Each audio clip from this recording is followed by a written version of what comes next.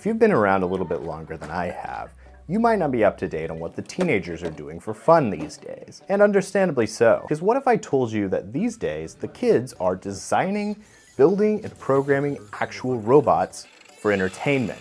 And maybe they're accidentally learning some useful skills along the way. Today, I'm gonna take you inside the world of competitive high school robotics. Specifically, we're gonna take a look at what's going on right here at the Tulsa Robotics Center, a unique community space that houses a program which has grown and developed out of the very robotics team that I helped start nearly a decade ago as a sophomore in high school. Normally on this channel, we talk about how thoughtful design can help solve real problems and have a positive impact on our community. I wanna show you today that these kids are not only building robots, they're building community. The lessons that these kids are learning today about collaboration, research, outreach, and leadership can go a long way in the ongoing effort to build a better future for all of us. Quite frankly, without my involvement in this program, I have no idea if this channel would even exist at all. So welcome to Oringo Urbanism.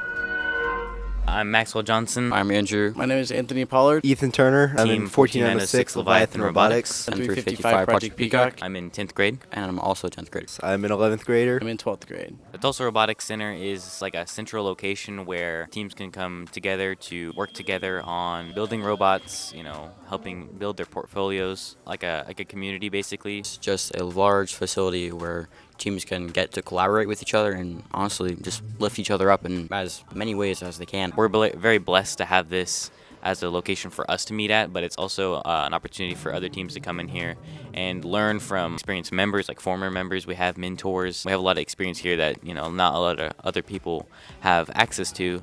And so this is basically an outlet for them to come in here and learn more and improve their teams year by year. To quickly get everyone up to speed, the organization that puts on these robotics competitions is called FIRST. There's other organizations that put on robotics competitions, but in my personal, fully unsponsored opinion, FIRST does it bigger and better than anyone else. They have three main categories of robotics competitions, which can basically be summarized as Lego robots, small robots, and big robots. In this video, I'm mostly going to focus on FTC, which is the small robots category, but we'll probably be mentioning FLL and FRC here and there throughout the video. First Tech Challenge, FTC, is a game for high school and middle school students.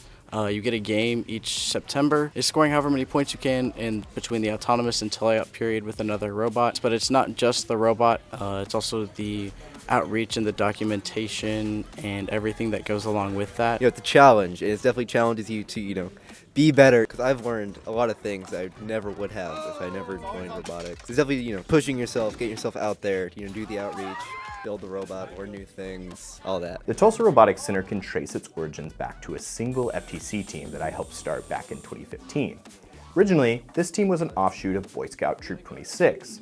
So after our first season, we created our own community organization for robotics, which we called STEAM Post 26. Under this new organization, we rebranded the original team into Project Peacock and formed a second team called MouseSpit. We quickly learned that we were doing something right, as MouseSpit qualified for Super Regionals and the World Championships during their very first season. Later in 2017, we were able to form an FLL program with STEAM Post 26, which to this day consists of several teams of elementary and middle schoolers each year. In 2018, just after I graduated, our third team, Leviathan Robotics, was formed. Once again, MouseSpit went to Worlds in 2019. In 2020, when everything was shut down, these competitions were actually able to continue in a virtual format, with teams sending in videos of their robot matches. This would be the first season for a team called Robo Renegades, which would later join in to become the fourth FTC team within STEAM Post 26. Funny enough, this was also the first season where Project Peacock technically would have qualified for Worlds, but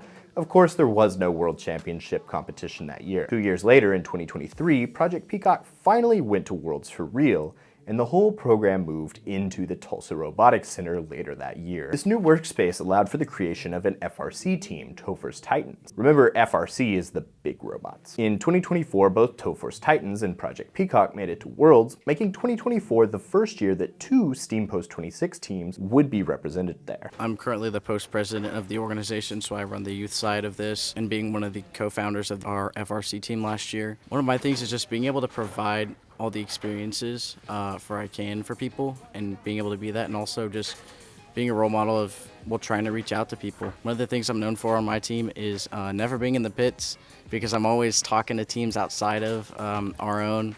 just trying to see how their competition's going, how their bot is and whatnot. I also do a lot of shirt trading just so I can get to know other teams, because like behind every shirt there's a story of a person who I traded with. And so trying to just make sure that the community aspect is upheld and like we're still talking with teams and keeping those connections with the teams from Romania and all the other places we know people from. Coming from like, what was just, Steam Post 26 in a, extra room in a church. It's definitely big.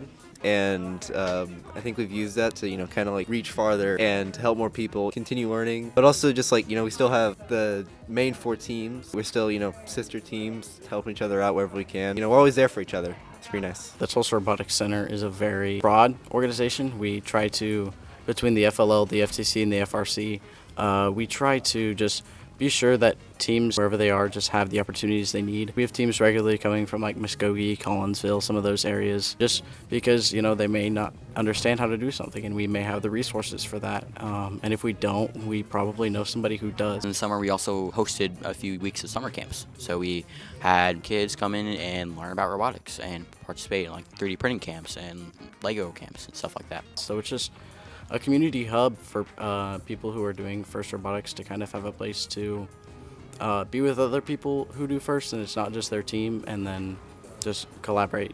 Learning to like get along and be able to compromise and work as a team with other people who are pretty different from you, but you learn to work with it and you get along. Eventually it's like you're like one mind all working for the same goal. Whenever you get to the point where you work so well together, it becomes like a family, and it feels like a family too, where you can just go to your teammates just for if you need any help with anything, and having that relationship can be important in life. We've all hit on the robot aspect and trying to help each other, but it's also just kind of a place to just be with other people. Oftentimes we're working on robots, but we're having a great time doing it, always making jokes with each other, and it's just, we're making it a good time because we don't always just want to be super serious. We want to have fun. And yeah, like low-key, whenever I'm up here, I'm not always doing robotics. It's just a place to have fun and hang out, and also doing homework, Like some meetings I have homework I need to do, and so I get that done. It's the memories along the way that we make with the people who we work with that make the most impact. But like, what are these teams actually doing? How do they navigate the complexities of designing a robot from scratch to meet the specific requirements of a new challenge each year? At kickoff, we usually come up with a strategy. Based off of that strategy, we go and make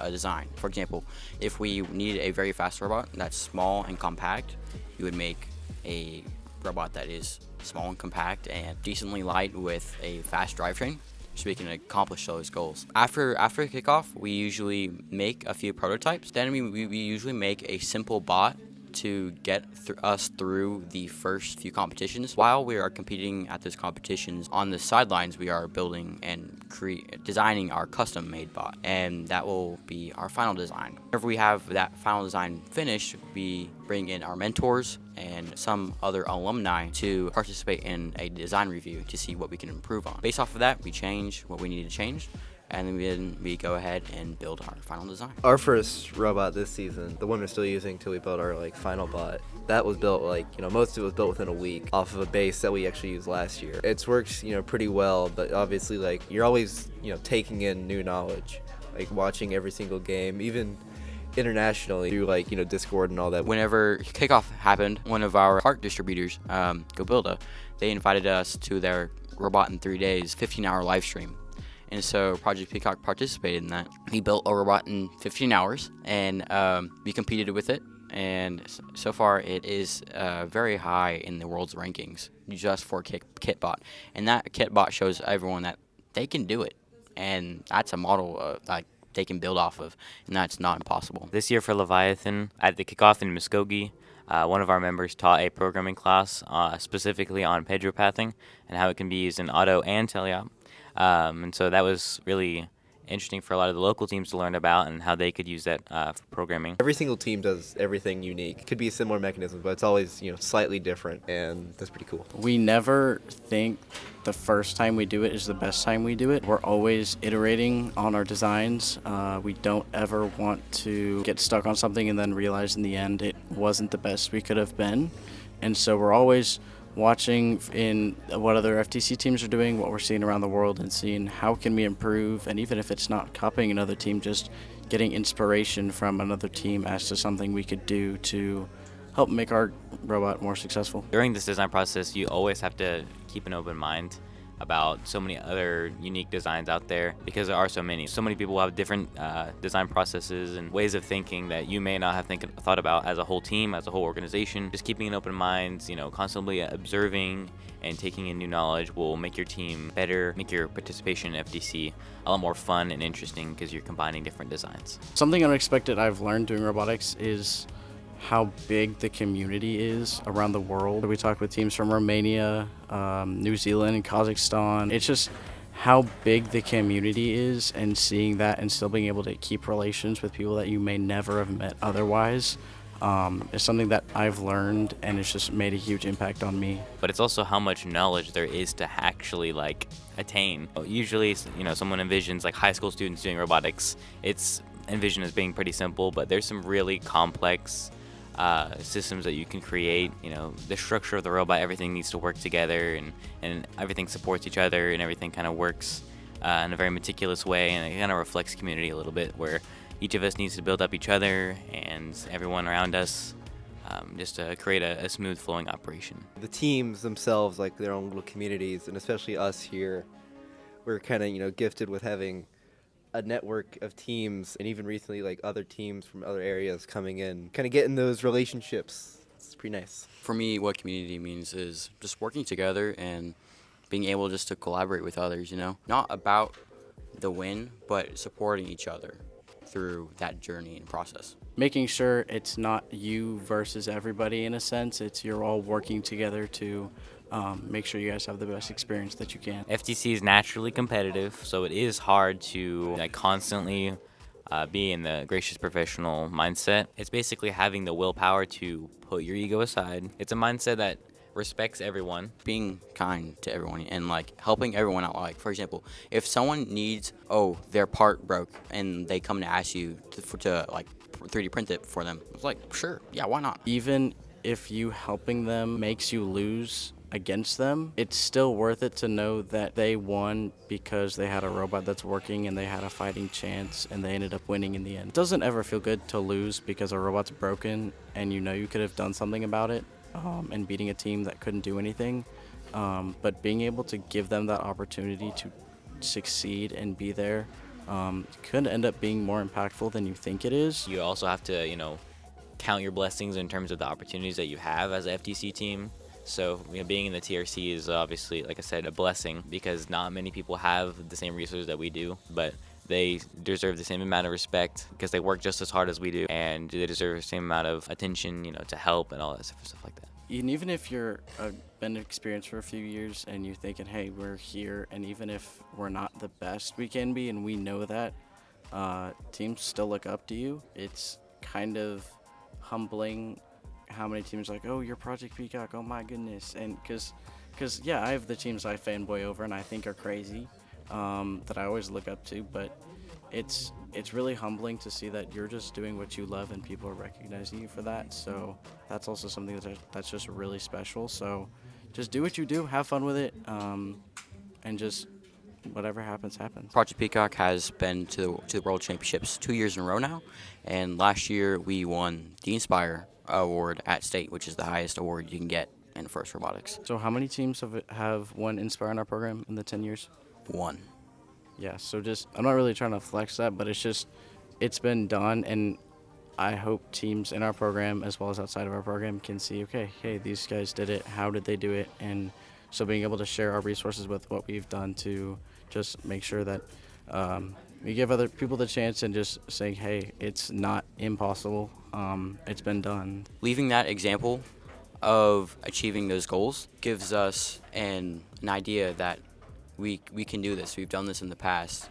What can we learn from those seasons? Passing down our knowledge to our newer members, and making sure that they will continue our succession and our success as being a team for going to Worlds, winning Inspire, winning state. I have a story. About 2.5 years ago, Leviathan was one guy. We were in the same Boy Scout troop, and so he came up to a bunch of people and was like, hey, you should come to my robotics team, because you want to keep it going. But I was the first person to show up, from out of everyone he asked. And, back then, I had no idea what FIRST was. Like, I just showed up because, yo, robots, cool. And, with such, a fresh start, we could kind of be whatever we wanted. It's been definitely a push to be, more than, this team has ever been. And, the push for more has been a big part of kind of who we are now. I've been dedicated to our team. Same kind of dedication Maxwell had to keeping it alive. It's kind of been my, goal to continue that on. For leaving a legacy on a team, you need to have a definition of success. So for Leviathan, the team has never been to Worlds, but that's one of our biggest goals this year. If we make it to Worlds, that will leave a achievable goal for future Leviathan members, a very special opportunity to go to Worlds. And so, I want to be able to make it to Worlds and leave an impact of success, making sure that, we're passing down the knowledge to our younger team members, especially in our senior year when we typically gain, at the peak of our knowledge of FTC. And so just making sure you have a system to pass down the knowledge is super important, and leaving a mark of success or that they can achieve as well, or surpass. Hopefully, that would be ideal. You gotta kind of roll with the punches. Don't let any kind of loss, any one loss, any even a lot of losses get you down. The only way we'll learn is we learn from our failures, and that's ultimately how we'll all get better and how rookie teams will be getting better. There's no success without failure, right? And you're gonna fail a lot. It's just it's what happens. It's gonna break. Stuff's gonna break. You're gonna your program's gonna just not work and ram your robot into the wall for no reason. It happens. You just gotta keep going and learn from it all, and keep having fun along the way. You have to go 1-15, go 2-14. Okay, that was a bar. Let him cook. Yeah, let him cook. You gotta fail a little bit to gain a little bit. Starting out, you might fail a lot, like Ethan said, but that's perfectly okay. You don't have to be the best starting out. You just have to be who you are, and also just always staying positive, and. If an example of that is like cheering on the opposing alliance's teams whenever they announce your matches. The fact that that the other alliance is cheering for you actually has a really big impact on us, and it makes you feel better with all the stress on that match, like if it's a hard match or whatever. But lifting each other up is the biggest thing. I really like the point of putting your ego aside and just knowing that you're a team and they're a team, and sure, you may have better resources than them and you may have better opportunities than them, but ultimately you're competing at the same competition, and you need to be supporting them no matter what. Wherever you are watching this from, there probably is FIRST somewhere in your area. I'm also going to do it. There's probably also VEX in your area, or some robotics in general. There's teams out there if you're wanting to join or just support. You can go to the Tulsa Robotics Center website if you want to see some of the hours we're here, if you want to come visit or donate to us. There's definitely plenty of resources and people and teams out there if you guys are interested in joining or just learning more about it and seeing what it actually means to do FIRST in general. Even if volunteering directly with a team doesn't sound like your thing, the competition events themselves require a significant number of volunteers to put on. So if you think you might be able to set aside part of a Saturday to go and help with an event in your area and see what it's all about, I'll leave some links in the description to help you locate and sign up for all of those opportunities and more. But let's say you're a high school student who's interested in helping to start a team at your school or in the community at large. What's the most important advice for new or developing teams to keep in mind as they begin their journey towards success? In one of our interviews with one of the Romanian teams, they had us on their podcast, they asked us the exact same question. My biggest piece of advice that I said was, do not be afraid to reach out. One of the biggest times we see is people are trying to just solve what they can, and they end up hitting a wall and then end up saying, I'm done. There's so many different resources and so many different people that want to help you succeed and want to be there for you. You just have to let them. So my biggest piece of advice is just be open and ask for advice and ask for help, because then that also builds the community and resources that you have. So if you need something in the future, or if they end up needing something from you, you have that connection, and it's just something that'll last. Big thing is use your resources. There's about 1 trillion resources out there for FTC that have proven to have worked in the past, and so that's a really good starting point to have for a lot of rookie teams. That's kind of because of the gracious professional and the kindness that has kind of developed in FTC and robotics in general. We're united by robots. Just the willingness to help and to be kind to each other. Big part of our competitions as well. Big outreach to help other FTC teams. We're open sourcing some of the parts, like our claw. We also posted videos on the internet, on YouTube specifically, and Discord to showcase our autonomous performances and our entire match scores, so that can kind of help inspire people using a similar chassis design, or hey, we have that similar design, I wonder how we could more effectively be like Leviathan in that way. Another thing is, don't be intimidated by these elite teams out here. Obviously that's a really good benchmark that hopefully one day we can become one of these elite teams, like basically half the remaining teams at this point. Have large goals. Don't be so intimidated that you're like, oh, we're not gonna have a really good robot this year. Like, probably not, but don't let that stop you from dreaming big and wanting big things, and let that push you forward and let that be your momentum to be better, not only in your first year but years to come. So use your resources and dream big. In FIRST, there are so many people and so many teams that are willing to give you help and want to help you. You just need to ask for it.